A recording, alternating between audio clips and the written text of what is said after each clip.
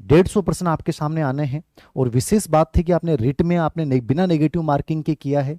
यहाँ जो 150 क्वेश्चन है उनमें नेगेटिव मार्किंग भी है, याद रखना, ठीक है। और पेपर का स्तर भी अच्छा देखने को मिलेगा, मैं जहां तक समझता हूं, क्योंकि बहुत सारे इनपुट्स होते हैं। हम जिस लेवल पे होते हैं हमें पता चलता है कि इस बार इस चीज की इस लेवल का आना चाहिए।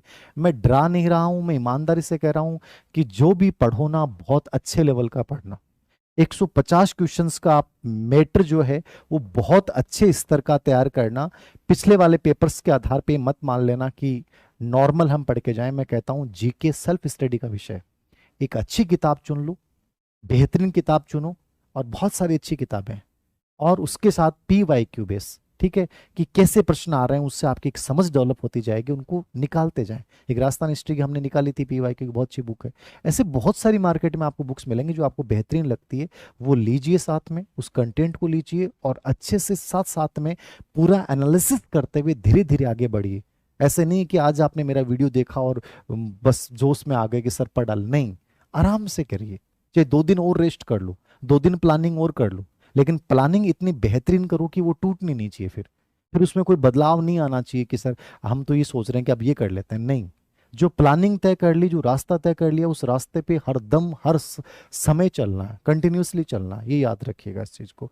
तो अच्छे स्तर का कंटेंट जो है वो आप तैयार करिए। 150 क्वेश्चंस आपके पास आने हैं, और टारगेट तय कीजिए कि मैं लेवल सेकंड में हूं, तो सब्जेक्ट को अभी से बहुत अच्छे से तैयार करना शुरू कर दूं।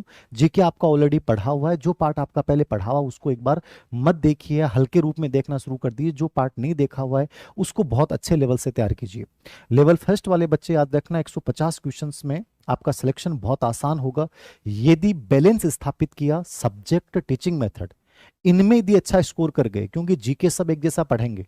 जीके का वेटेज यदि आपके ज्यादा है, 100 नंबर प्लस 80 नंबर, बट फिर भी मैं कह रहा हूं कि ये पार्ट जो है सब्जेक्ट, टीचिंग मेथड, ठीक है ना, साइकोलॉजी आपकी ठीक होगी, ICT, इस पार्ट में जो बच्चा लीड करेगा लेवल फर्स्ट में, वो ज्यादा बेटर कर पाएगा, याद रखना, क्योंकि ये पार्ट में बहुत सारा कंटेंट है। और इस पार्ट को आप में से हर बच्चा, क्योंकि जीके को लगभग सब एक जैसा पढ़ लें, जीके में राजस्थान ज्योग्राफी वही पढ़नी है, इतिहास का संस्कृति वही पढ़नी है, भाषा साहित्य आपको वही पढ़ना है, ठीक है, राजस्थान के प्रतीक चिन्ह वही पढ़ने हैं, राजस्थान की योजनाएं वही पढ़नी है, करंट आपको राजस्थान का वही आपको 7 से 8 महीने का तैयार करना है। कहीं ना कहीं मैं आपको जो ये कहना चाह रहा हूं कि वो पार्ट जो आपका सच में अच्छा नहीं है, उस पार्ट को आप अभी मार्च अप्रैल में अच्छे से तैयार कर लें। और इस चीज की चिंता छोड़ दें कि सर अगले साल होगा तो बहुत टाइम है, अगले साल फिर तो हम कोई जॉब कर लेते हैं। गवर्नमेंट जॉब यदि लगना चाहते हो तो मेरे अकॉर्डिंग आपको बलिदान करना पड़ेगा, सेक्रीफाइस करना पड़ेगा। और 1 साल सेक्रीफाइस कीजिए, हर चीज के साथ कीजिए, रिश्तों के साथ कीजिए, समाज के साथ कीजिए, अपनी इच्छाओं के साथ कीजिए। 1 साल का बलिदान आपको बहुत कुछ लौटा के जाएगा। अभी लगता होगा, और मैं नहीं कह रहा कि कोई बहुत लोड लेके पढ़ो, मैं तो कहता हूँ मस्ती के मूड के साथ भी सिलेक्शन लिए जा सकते हैं। बस थोड़ा सा जो मैं चीज आपको बताना चाह रहा हूँ कि 150 क्वेश्चंस आने वाले हैं, इनका आपको लेवल पता होना चाहिए कि मुझे किस पार्ट को बहुत किस लेवल से तैयार करना चाहिए। तो ये मेरी कुछ बातें थी जो मुझे लगता है कि आपके समझ में आएंगी। एग्जाम डेट मेरे अकॉर्डिंग जनवरी 2026, जो मुझे अभी तक अधीनस्थ सेवा चयन बोर्ड के अध्यक्ष जी को जो बयान है, प्लस अधीनस्थ सेवा चयन बोर्ड का जो उलझा हुआ सा कैलेंडर है, उसमें पॉसिबिलिटीज नहीं लग रही है। यदि नवंबर में कुछ डेट खाली हैं तो मे भी ये करवा दें नवंबर, बट मुझे लग नहीं रहा। तो DPC के बाद संभवतः ये विज्ञापन निकालेंगे और एक अच्छी वैकेंसी आपके सामने आएंगी।